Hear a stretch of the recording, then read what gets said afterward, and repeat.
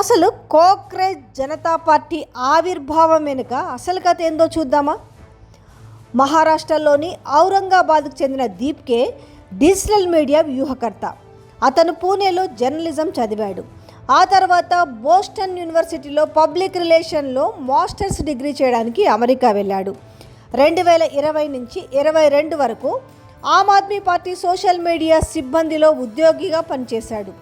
2020 Delhi assembly ఎన్నికల సమయంలో Aam Aadmi party ప్రచారం కోసం వైరల్ మీమ్ ఆధారిత కంటెంట్ను రూపొందించడంలో కీలక పాత్ర పోషించిండు. ఈ క్రమంలో భారతీయ జనతా పార్టీ బీజేపీని అనుకరిస్తూ కాక్రోచ్ జనతా పార్టీని ఏర్పాటు చేశారు. ఈ పార్టీ కోసము ఒక వెబ్సైట్తో పాటు ఇన్స్టాగ్రామ్, ట్విట్టర్ వంటి సోషల్ మీడియా ఖాతాలను సైతం ఏర్పాటు చేశాడు.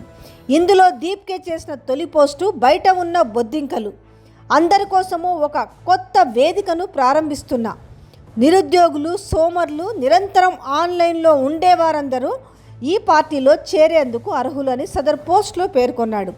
అంతటితో ఆగలేదు.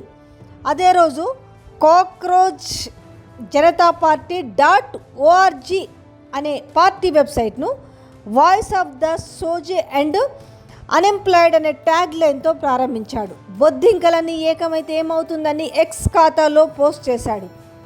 అంతే, ఈ 2 పోస్టులు పెట్టిన 48 గంటలలోపే సోషల్ మీడియాలో పెద్ద దుమారమే లేపింది. ఇన్స్టాలో ఏకంగా 4 మిలియన్లకు పైగా ఫాలోవర్లు వచ్చి పడ్డారు. దీప్కే 5 సూత్రాల మేనిఫెస్టోను, ఒక ఎన్నికల గుర్తును, 25,000 మందికి పైగా నమోదైన సభ్యులను ఏర్పాటు చేశాడు. కాక్రోచ్ జనతా పార్టీకి ఒక పార్టీ గీతాన్ని కూడా ఏర్పాటు చేశాడు.